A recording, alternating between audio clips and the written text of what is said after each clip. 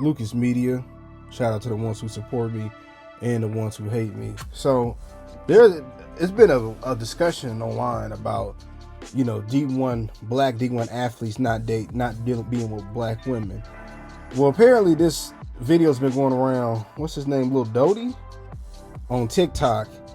Apologize if I messed the name up, but he's gave his reasons on, I guess, people that he's cool with of why they don't date black women. Now, trigger alert, this might rub some people the wrong way, but we got to start having honest conversations about this. I mean, the elephant is in the room. Everybody sees it, but let me play this video, fair use. That are getting drafted, having white women. What's going on? I am going to tell you, as someone that is friends with a lot of D1 football players and D1 basketball players, hopefully y'all can hear it. To tell you because they have told me. Whoa. Before I get into this, I want to make it clear I'm only into black women. I'm just telling you what they have told me. My man said, bro, how many white women have you seen do the Make This Down challenge? And he said, excluding the ones that think they're 2 shades away from being lotto. I said, probably only 1. He said, okay. Y'all, 5 of my guys that play on Division 1 Power 5 football teams, and they were like, Goody, you know the type of NIL deals we got. One of my men said, bro, I was messing with this black girl. She heard about the deal I got and started to request money, Apple Pays and Cash Apps, for her hair and nails. Oh, shit. My other friends were saying, bro, I would try to take her out to Chipotle, Kava, this and that. She would get mad talking about, why are we going to steakhouses? You're good for it. I said, oh, shit. They were like, bro, the white women, they're down to go and get a cup of coffee, go and get some fucking ice cream. My friends were like, bro, the white women we're dating, they pay for a lot of our stuff. I said, what do you mean? They said, bro, they know that we're making some money, but while we're at practice or we're at camp, they got us our favorite Kava bowl, double chicken, right? Waiting for them to come out of practice. My friends are telling me these girls are getting their group projects done, getting their essays done, online tests done, on time. I said, wait, what? I said, bro, what about maintenance? There's no way y'all not paying for her hair, nails, bags, her lifestyle. He said, bro, first of all, my girl will get her own Starbucks and even get me one, but if I want to be nice, I'll get her something, from Starbucks. And they were like, hair and nails. They don't even care about the nails, really, And if they do it themselves. Sometimes I pitch in, and I was like, what about hair? They're like, bro, she's white. She just brushes it. We're flat irons it. She wants to be special. So, Jesus Christ, you guys are saving a lot of money. One of my men said this. He just got drafted. He said, bro, I was dating a black girl. Now I'm dating a white girl. I'm about to marry her. He said the difference between the black girl and the white girl, the biggest difference is the white girl knows when to shut the fuck up. Oh, so, and it was a part 2, but y'all get the drift. So to be fair, let's just be honest. A lot of queens out here, and please, I want people to comment on this. A lot of queens are no longer raised up to be dainty, to be in their femininity. Especially the Gen Zers and backwards, and moving forward. And so that's already a strike because, we're coming from most 2-parent households. So the mom has to teach the woman to be strong and independent and not need no man. And that bleeds over versus, other cultures, other races, they're more together than us. So they have you can see your mom play her feminine role and your dad play his masculine role. And, you see your mom, even if she works, she still come home and she cook and, make a hot meal versus with us, you hear our sisters, I ain't cooking for no man. We ain't married. I ain't cooking for him. Who do you think I am? So that's already number 1. Number 2, you got to look at the schools that they're going to. Most of these schools don't really have a lot of sisters there like that. So you got to take that into consideration. And even the ones that's there are the people that's meeting them on the same wavelength. If you was an athlete, you go to the University of Georgia, I mean, you're going to find a whole bunch of different women there that's going to suit your need. It's just most of them may not be black. So that's another thing.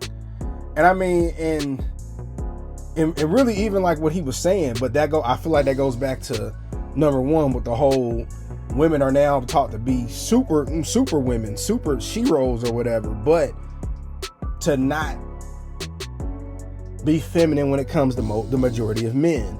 You meet a sister, she be in a hard shell, and it's like you have to, be coddled with her and nurture her just for her to open up. But I'm getting too old, and a lot of other people getting too old, so you just say forget it.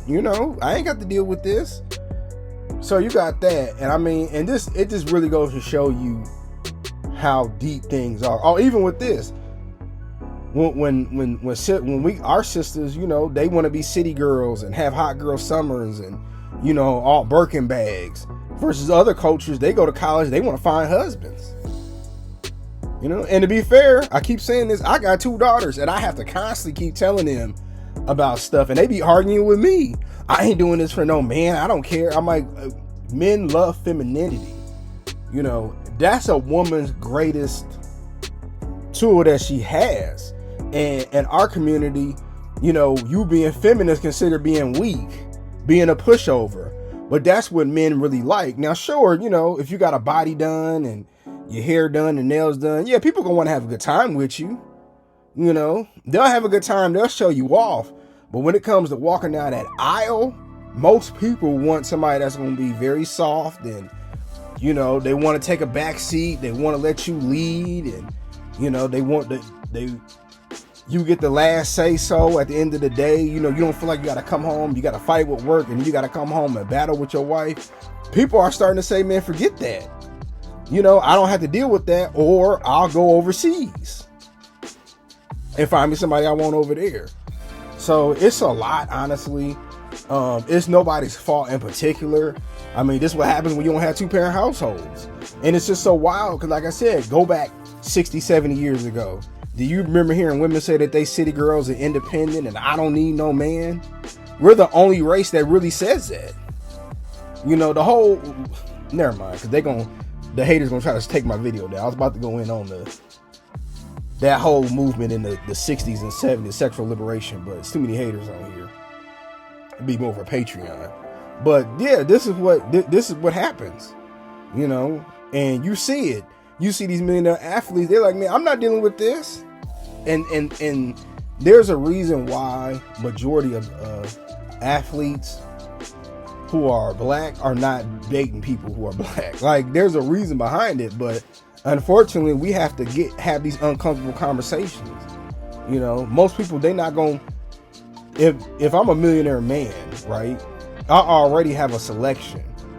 That means that I have the pick, and I think I wish a lot of sisters would understand that. They control intimacy, but I control everything else. So, you know, if I'm making $30 million a year, I don't have to tolerate the BS, because 99.9% of the women will do whatever I ask. You know, so that's just how the world is. It's how it's always gonna be. And I really wish that sisters would go back and be how your grandmothers and great grandmothers were. Listen, my grandma raised a whole bunch of kids by herself. You know, my grandparents, they divorced, but I ain't never seen my grandma act masculine, not one time, until the day she passed away. Actually, any of my grandmothers. And my grandma, who was born in 1920, was really feminine up until the day she died. She liked furs and all of that, but I ain't never hear her say, you know, I don't need no man. She always spoke highly of my grandfather, no matter what they've been through. And, you know, you see that, but then you got, you know, it's other people that be like, I want to be like my grandmother. I don't want to be like my grandmother. My grandmother, you know, they come up with this fake narrative of how marriages used to be. But, you know, this is what happens, you know. This is a product of what's been happening for years and years, and it's gonna keep getting worse. But I just want to get my quick thoughts about it. I want to know what y'all think.